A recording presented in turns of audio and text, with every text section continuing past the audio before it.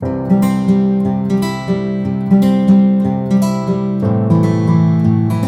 everyone, my mom and I budget here and welcome back to the channel. So for today's video, we are going to be stuffing my husband's paycheck for the second half of September. So let me just go ahead and grab our cash in this envelope and count how much we are going to be stuffing for today. So we have here 1,000, 2,500, 3,500, 4,500, 5,500, 600, 700, 800, 900, 6,000. So we have 6,000 pesos. And let me just put this into our DIY cash tray. So can you believe it, guys? We are already in the second half of September. And less than 100 days before Christmas, you guys. Time is really flying so fast, you guys. So yes. So before we go to our stuffing, let me just show you guys this envelope here. This is a laminated DIY laminated envelope, you guys, that I made. So yeah, guys. I went ahead and bought a laminator, you guys. So let me just grab it, you guys. Give me 1 second, you guys. Okay, you guys. So here it is. The laminator that I bought. So I saw this on sale, you guys, and I can't stop myself from buying, you guys. So yeah, this is I saw this on sale and I went ahead and bought this, you guys, and I already tested this with this envelope. So I made this envelope, you guys. There are also some of this in my wallet. Let me just grab it, you guys, and show it to you. Okay, so this is the envelopes that I made earlier. So we have your bank, my son's allowance, and my allowance. So these are some of the envelopes I made. And also I made other things also with this laminator. So stick around, you guys, and I will show you later what else I made. So let me just grab this and put this to the side so we can start with our cash stuffing.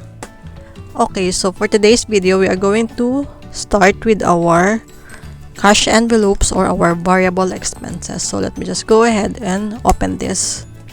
Okay, so the first thing that we are going to do is unstuff any leftover from our cash envelope. Okay, so for food, we still have, we still have 100 pesos. Let me just set this aside and I will show you guys later what I am going to do with this. Okay, so next up is Wilkins. Wilkins has nothing. Food delivery still has, okay, so we still have 500 pesos in food delivery, you guys. So let me just set this aside also for later. And then we have for miscellaneous. Okay, so we still have leftover also for miscellaneous.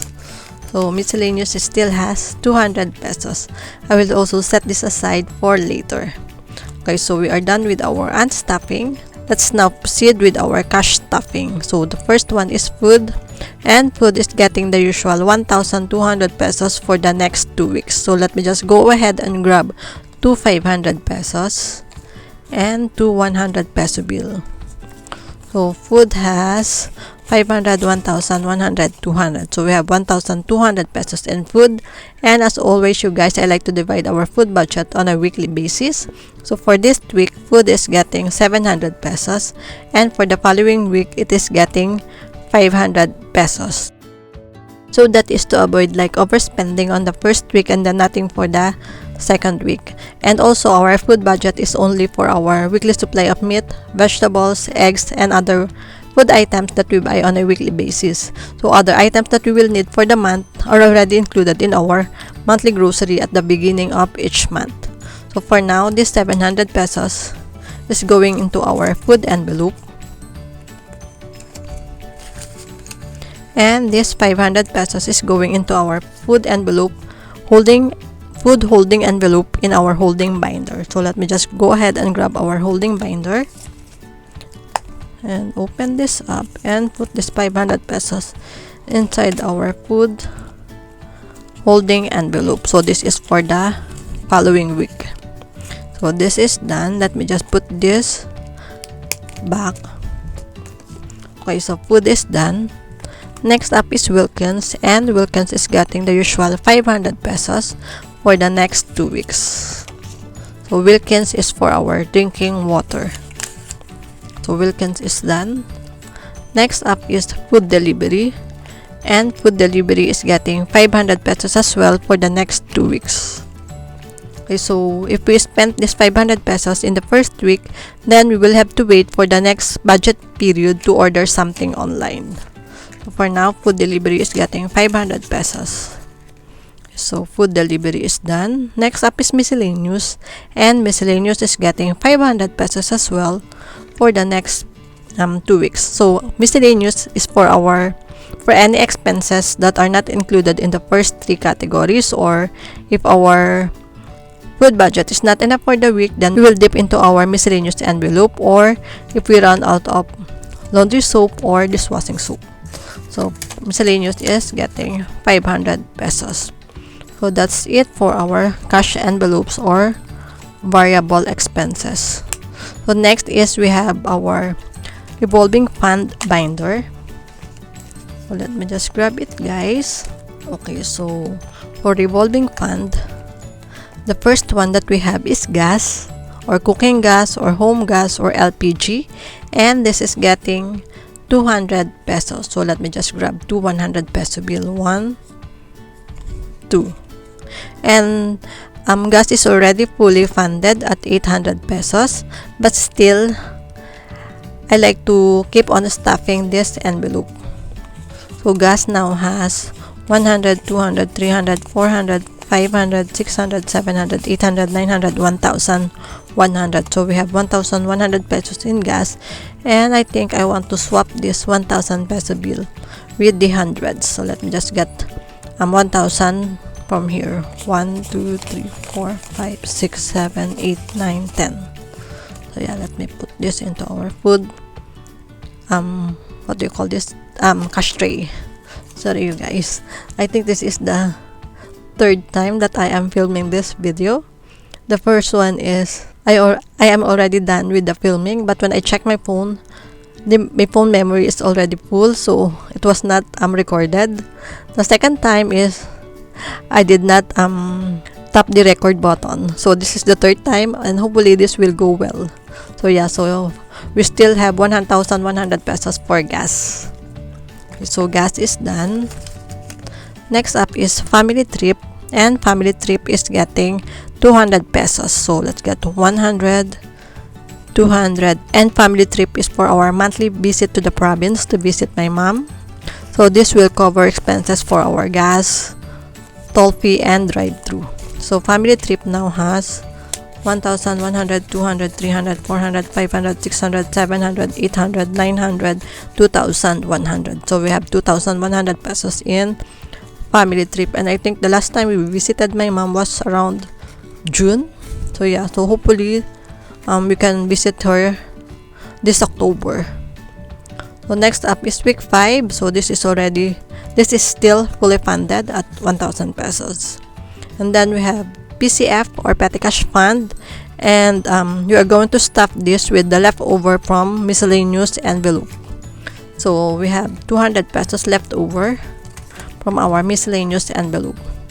So PCF now has, so let me just grab our PCF money. Okay, so PCF now has 200, 300, 400, 500, 600, 700, 800, 950. So we have 950 pesos in PCF. Okay, so this binder is done. Moving on, we have our saving challenges. So let me just grab our pink glittery binder. So this is our saving challenges, and we are going to do the 52-week savings challenge. But before that, you guys, let me just show you what I did with the new laminator. So this is what I did, you guys. I made a savings challenge tracker. So I have this 52-week savings challenge. This was supposed to be an envelope with a tracker, but I think I cut near the edge, so it opened up. So yeah, so I'm just going to use this as a tracker.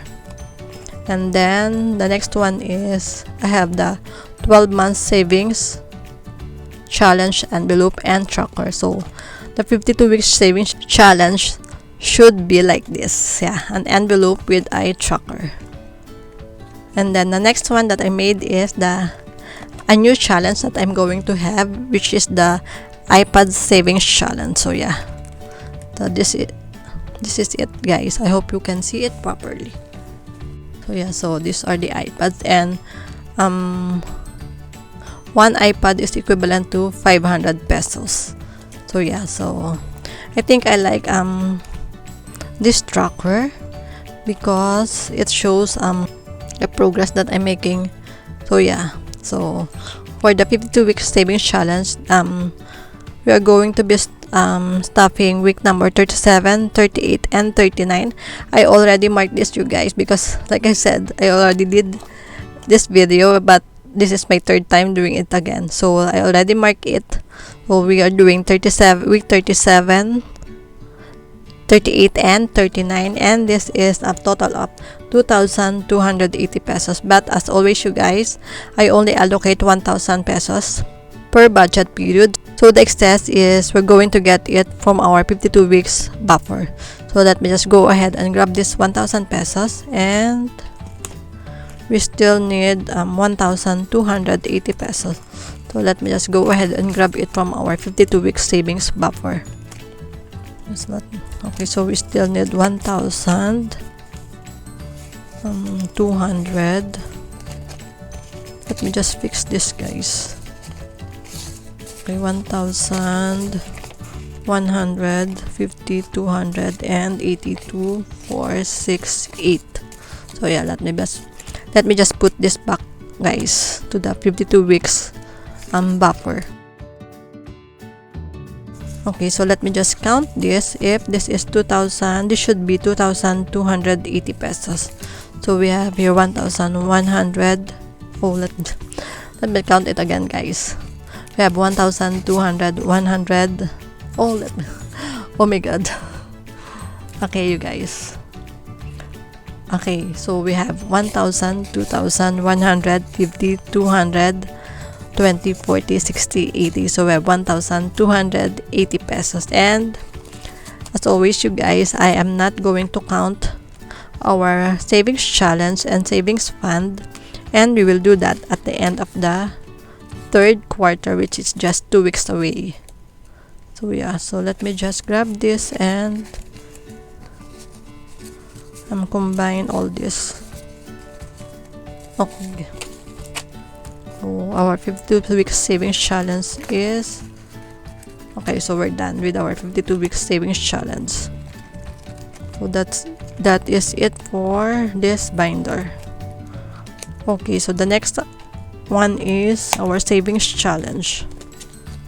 Okay, for savings challenge, oh my goodness, you guys, I think I am all over the place, you guys. I don't know what I am saying. So this is what we are doing now is our savings fund binder. Okay, so the first one that we have is our personal savings, and this is getting 500 pesos. So let me just grab this 500. And like the savings challenge, we are not going to count our savings fund, and we will do that at the end of the third quarter. Okay, I am making a lot of mistakes. Next is calamity fund, and this is getting 500 pesos. So let me just take this out and add this. Okay, so calamity fund is done. Next up is emergency fund, and this is getting 200 pesos. So let's grab 100 and put this with the rest of our calamity fund money. Okay, so this is done. Next up is that fund, and that fund is getting 300 pesos. So we have 100, 200, 300. So yeah, 300 pesos for that fund. And let me just grab this and add this 300 pesos. So that is it for that fund. Okay, so we are done with our savings fund binder. So let me just put this to the side, you guys. Okay, the next one is our sinking fund, and we are going to put that into our holding binder. So for sinking fund, we are allocating money into our sinking fund, but the we will do the breakdown at the end of the month. Yeah, so we'll do the breakdown and allocation at the end of the month. So for now, sinking fund is getting 400 pesos. So we have 1, 2, 3, 4. So sinking fund now has, okay, let me just add this. So it has 100, 200, 300, 400, 500, 600, 750, 800. So we now have 800 pesos in sinking fund, and we will allocate this and stuff into our sinking fund binders at the end of the month. Okay, so this is done. Next up is this leftover from our food and food delivery envelope. So this is going into our leftover envelope. So leftover now has, okay, so we have 100 pesos. So we have 700 pesos now in leftover. And at the end of the month, we will transfer this into our this month savings challenge. So that is it for our leftover. And this binder is done. Okay, so before I end this video, let me just show you guys what I won from the Frugal Lady giveaway. So let me just grab it, you guys. So this is what I won from the Frugal Lady Ph giveaway, you guys. So this is the A7 brown binder. So I was eyeing this before in Shopee, and I have this in my cart. So I'm just so happy that I won from her giveaway, so I won't have to buy this anymore. So yeah, so this is what I have, the A7 brown binder, and inside it has 5 envelopes. So has these envelopes 1, 2, 3, 4, 5. So when I received this, I went ahead and opened this and transferred my personal sinking funds here. So yeah, so this is what I want from the Frugal Lady Ph. So if you haven't subscribed to her channel, you guys, go ahead and subscribe to the Frugal Lady Ph. She is the first friend that I made in the budgeting community. So yeah, so that is it for this video, you guys. Thank you so much, you guys, for watching and spending your time with me. And to those who have commented in my previous video, in my last video, thank you so much, you guys, for your support. And if you haven't subscribed to the channel, you guys, I hope you consider subscribing to the channel. Thank you so much once again, guys. Keep safe, everyone. God bless, and I'll see you next time. Bye.